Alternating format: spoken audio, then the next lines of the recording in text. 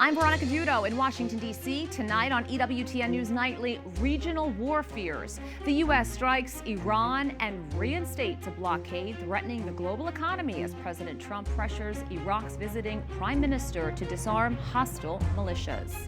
Legislative examination. SCOTUS justices and the new Fed chair face scrutiny on Capitol Hill during a pivotal day of historic House committee hearings. Saved by faith. A human trafficking victim shares her story of belief and survival as the church and global leaders fight exploitation. Plus, humanizing AI. Artificial intelligence experts and Nobel laureates gather in Rome for a summit to put Pope Leo XIV's encyclical Magnificent Humanity into action. These stories and more tonight. From EWTN, the Global Catholic Network, this is EWTN News Nightly.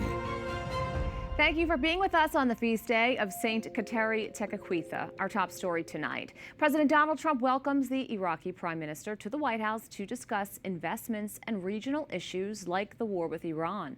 The president just reversed course on new fees for cargo ships passing through the Strait of Hormuz. He also praises the U.S. military for enforcing a new Iranian blockade.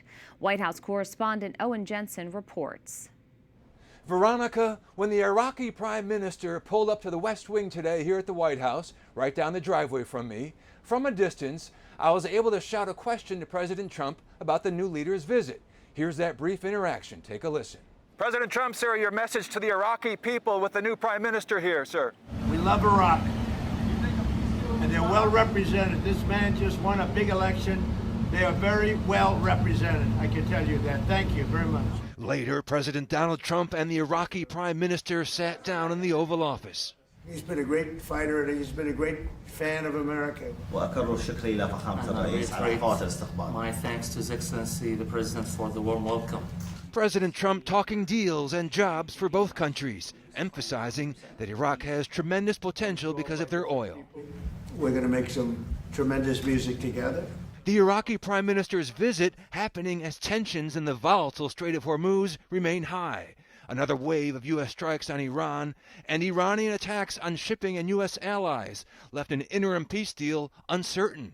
That agreement was supposed to reopen the waterway. It was never fair to me that we would be guarding the strait when we basically don't take anything. We don't need the oil at all. And now, as a new U.S. blockade of Iranian ports kicks in, the president flips the script, writing, I have decided to replace the 20% United States reimbursement fee with trade and investment deals that the various Gulf states will be making into the United States. The president told reporters Gulf allies convinced him not to charge the fee for transiting the Strait of Hormuz. And they said, we'd love to do it a different way. We'd love to invest in the United States with billions and billions of dollars. In addition, Iraq, which is a neighbor to Iran, has been under pressure to disarm a network of Iran-backed militias operating in the country, some of which attacked U.S. bases and diplomatic facilities after the U.S. and Israel launched their war against Iran in February. As for a deal with Iran, the president says he gave them a chance. You know, we had a deal 2 days ago. It was done. And then all of a sudden, they couldn't do it. They didn't like something about the deal. They couldn't do it. And they shot first, and that was a big mistake that they shot first because we have been knocking the hell out of them. During his primetime address to the nation Thursday night, President Trump will reportedly further discuss Iran. And President Trump also says he'll make a big announcement about free and fair elections in the United States. At the White House, Owen Jensen, EWTN News Nightly. In a rare appearance, Supreme Court Justices Amy Coney Barrett and Elena Kagan testified before the House Appropriations, marking a first since 2019. The justices are seeking a 10% increase for their budget next year, mainly for protecting their offices, homes, and family members. Let's check in with Capitol Hill correspondent Eric Rosales. Eric, what was the mood of the hearing? Well, good evening, Veronica. Yeah, security is a bipartisan issue, and both sides really realize the importance of it, and many lawmakers have even felt the need to have extra security. Justices Elena Kagan and Amy Coney Barrett explained to lawmakers the need to increase their budget to $230 million, $14 million of which will be used for extra security. You might recall several justices have been threatened, their homes have been picketed, and they told lawmakers that they are happening more often and the violence is escalating. The Supreme Court police expect a smaller but still very substantial 38% annual increase in threats this year, which follows a 25% increase last year. For some of us, those threats have come very close, and all of us live with the knowledge that they may again materialize. In May, Justice Barrett's home was targeted in an apparent swatting hoax, with a caller reporting gunshots to prompt a police response. And after the Dobbs decision, she was issued a bulletproof vest. My 12-year-old son was standing in the doorway of my bedroom, and he wanted to know what it was and why I had it. And I didn't know how to respond because maybe I lack imagination, but I didn't expect that performing this service was going to put me in the position of explaining to my children what a bulletproof vest was and why I had to wear one. Democrats pressed the justices to set up a code of ethics.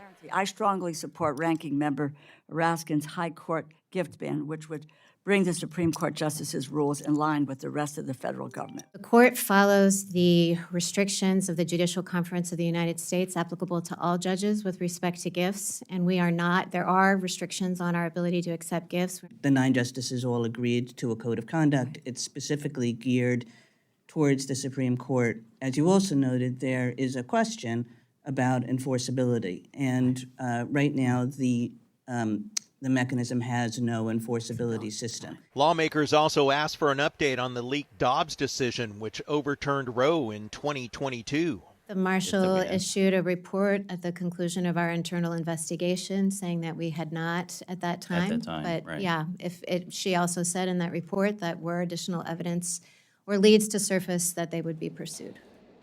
And by the way, besides additional funds for personal services, the justices testified funds are also being requested to construct an external off-site screening facility at the U.S. Supreme Court building, similar to what the Visitor Center is here at the U.S. Capitol. And by the way, the court's fall term begins in early October. Veronica? Eric, another headline on the Hill today is the appointment by South Carolina Governor Henry McMaster of Darlene Graham. She will fill the vacancy left by her brother, the late Republican Senator Lindsey Graham, and she was sworn in today. Yes, she was. You know, upon taking the oath of office today, Darlene Graham becomes the first woman to represent South Carolina in the U.S. Senate. She will serve as the interim caretaker for the remainder of her brother's term, which expires on January 3rd, 2027. As previously reported, Senator Graham died suddenly over the weekend at the age of 71.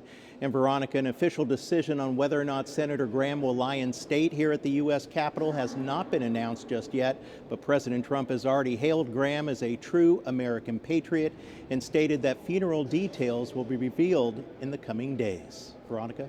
Thanks, Eric.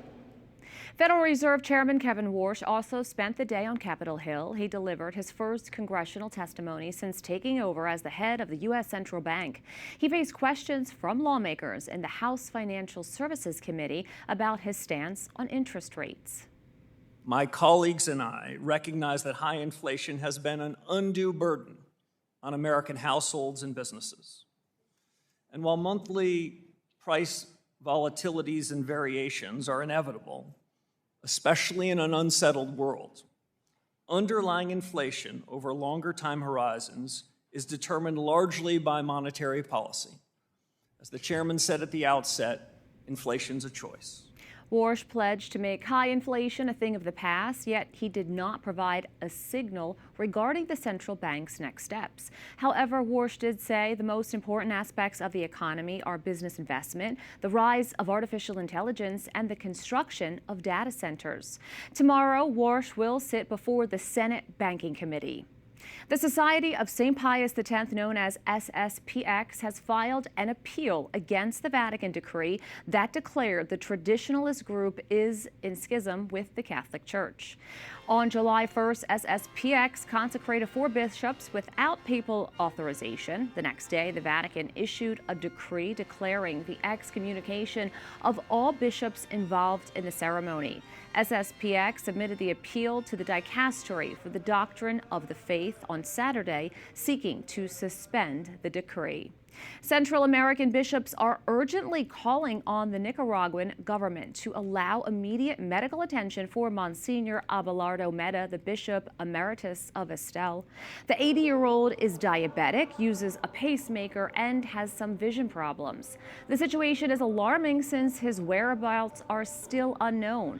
According to a July 4th statement from Nicaragua's Ministry of the Interior, Monsignor Meda was detained by police on June 29th and released the same day. The regime claims he was detained again on June 30th and is now back home. But church sources tell EWTN News that the prelate's house is occupied by police officers who receive food 3 times a day, but no one has seen the bishop or knows where he is. We have a lot more still to come on EWTN News Nightly. Human trafficking. You may think you know how it happens, but it's nothing like what's portrayed in the movies. We have one victim's story.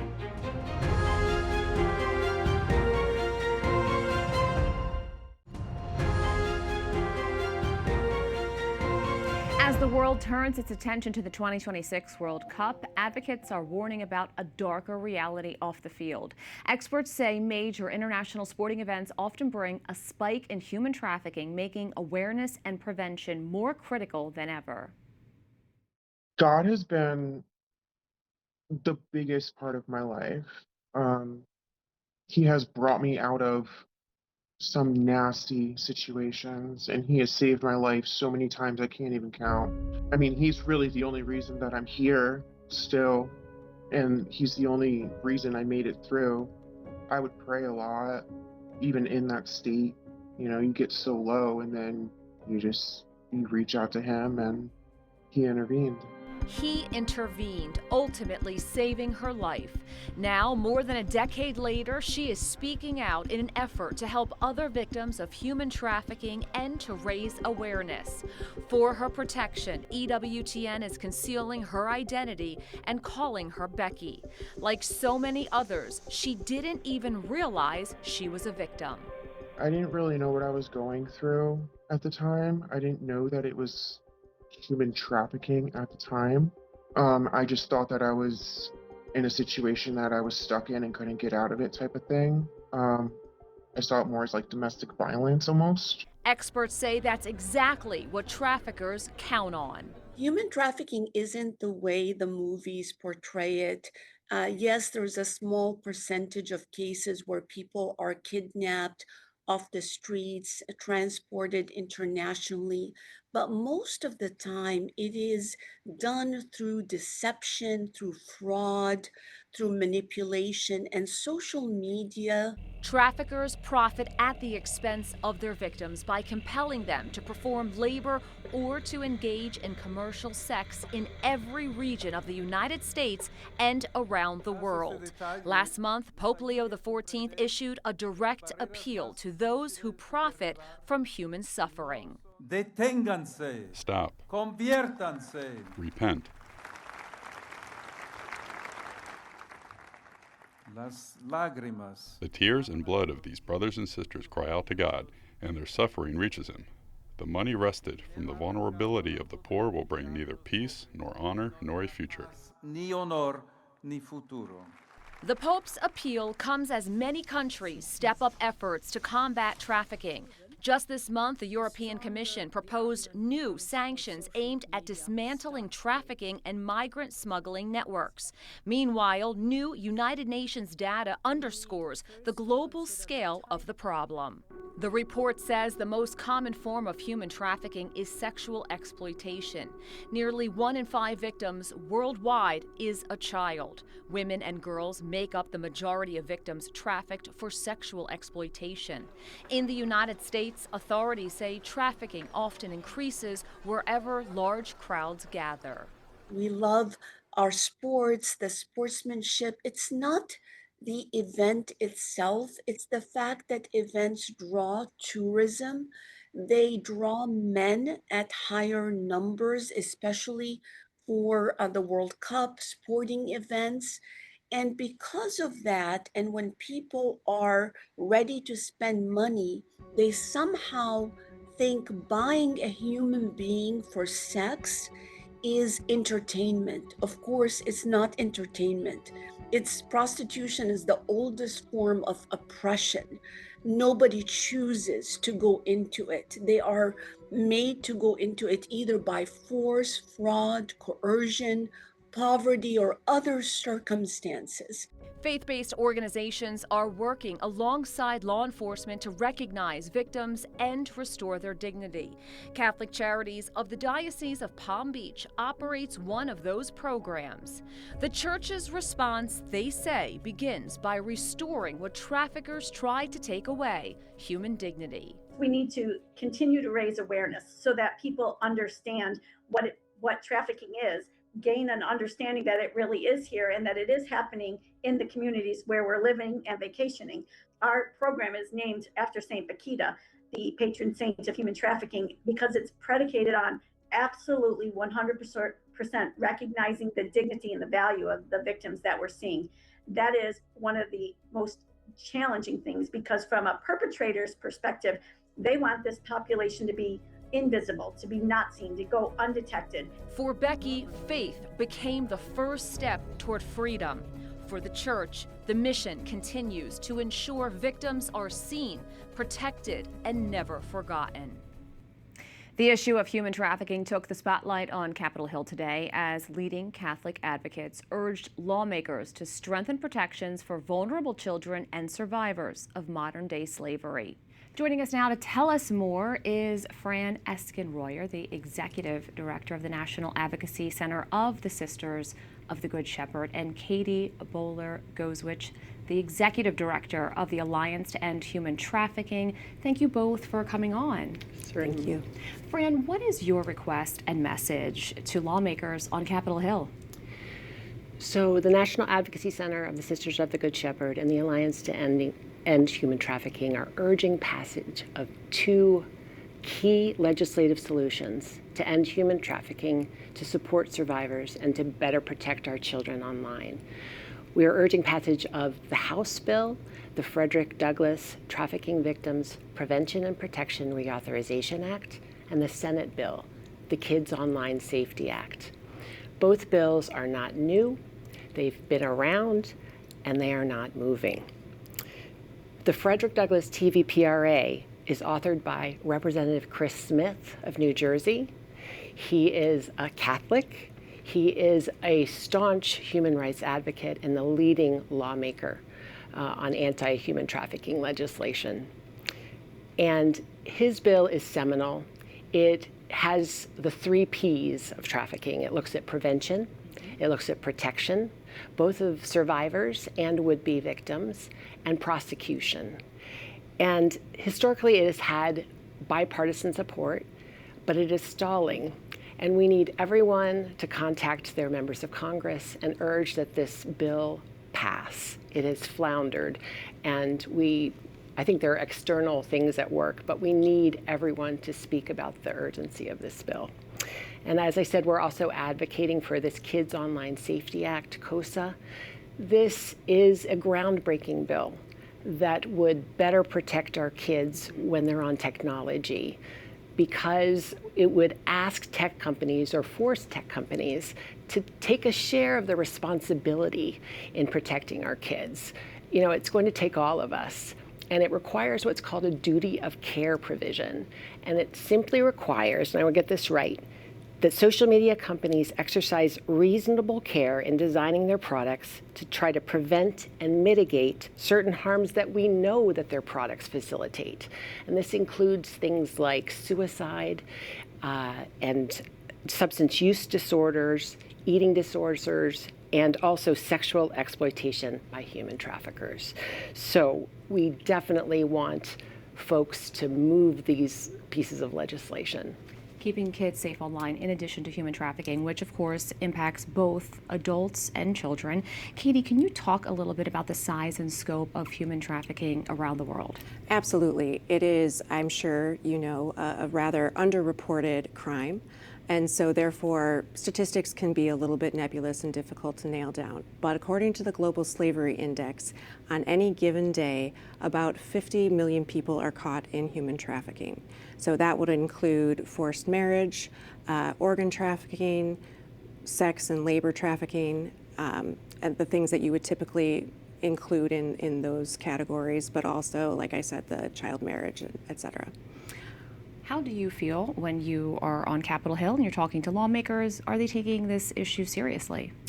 I think they do. I think absolutely they do. I think the difficulty comes when we have to actually move it past that goalpost.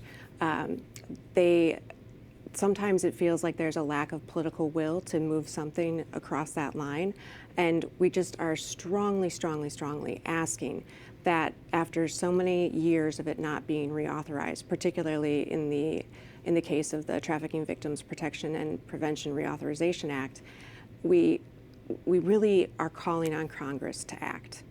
Fran, what do you see when you're looking at different organizations that are helping out different religious groups? See more of what you mean.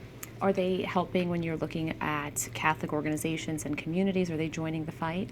Absolutely. We are a smaller office and we work in coalition with terrific folks. We have both secular and interfaith groups that work with us on this. The Washington Interfaith Staff Community has a human trafficking working group, so there really is a rallying cry across the board. Fran and Katie, thank you so much for coming into the studio, and please keep us posted with everything that happens on the Hill. Thank you. Thank you so much for having us. Have a great day. Up next on EWTN News Nightly AI Summit, the Vatican is hosting Nobel laureates and experts this week in Castel Gandolfo, what it has to do with the Pope's encyclical.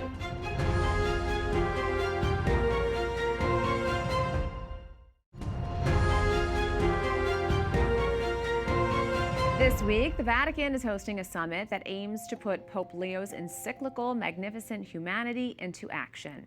EWTN News' Brian Schumacher reports. The Pope believes that the concept of war has changed.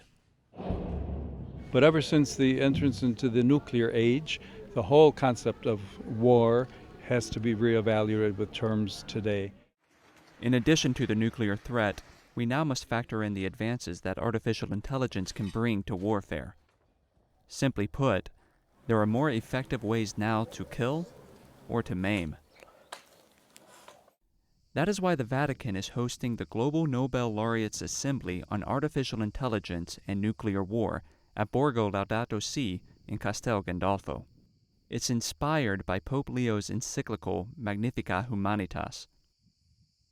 The three-day gathering brings together 30 Nobel laureates, former heads of state and government, and 20 of the world's leading artificial intelligence experts and innovators.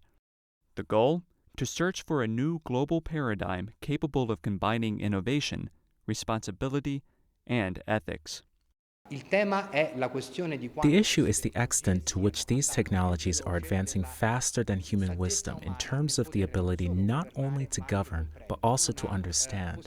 Together, they can explore how to help humanity maintain positive control over the challenges of our time.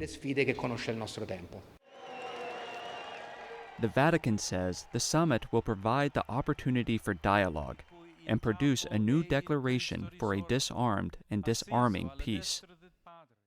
It will end on Thursday with a solemn session at Rome City Hall on the Capitoline Hill in the heart of the Eternal City.